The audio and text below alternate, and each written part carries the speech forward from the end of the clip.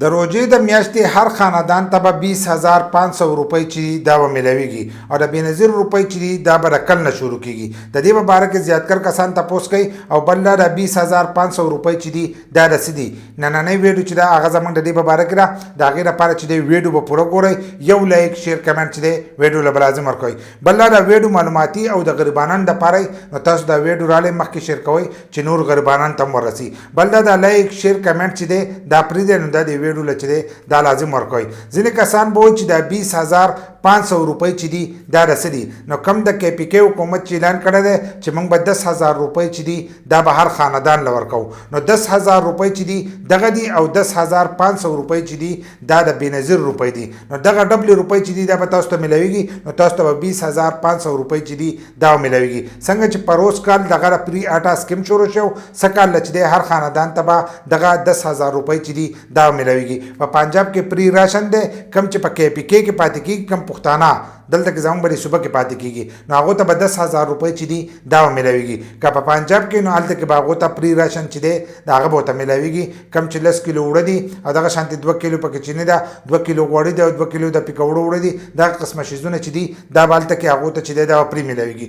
او په کې پی کې کې چې دی تاسو ته به 10000 روپۍ چې دي دا به میلاویږي. ځینې کسان پکې دا تپوس کوي چې د بېنظیر روپۍ چې دي دا به د کل نه شروع کېږي. ځکه د بېنظیر د روپو چې دی ډېر زیات پوښ شو، نو هر یو کس چې دی هغه د دې په باره کې تپوس کوي چې دا روپۍ چې دي دا به د کل نه شروع کېږي. نو دا هر 3 میاشتې پس چې دی دا روپۍ شروع کېږي. نو تېر شوی قسط چې دی هغه په دسمبر کې شروع شو، نو دې له پکار و چې د اپریل اخر ته چې دی دغه فروری اخر ته چې دی دا روپۍ شروع کړی.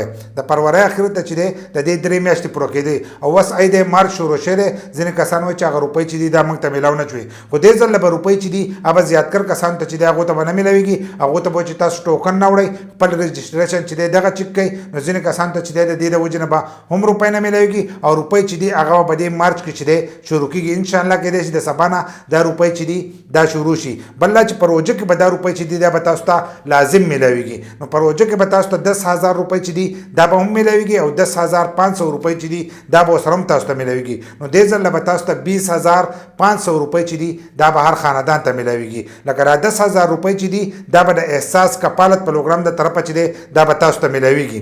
کم چې په هغې کې رجسټر دي نو د هغې نه به کسان نه اوچتوي چې کم غریبانان دي هغې کسانو له چې دی هغو له به 10000 روپۍ ورکوي. او دلته کې د بېنظیر روپۍ چې د چای نو هغو ته به د بېنظیر 10500 روپۍ چې دي دغه به میلاویږي. نو تاسو ته 20500 روپۍ چې دي دا به میلاویږي. احساس کفالت او بېنظیره پروګرام چې دی دا دواړه یو دي.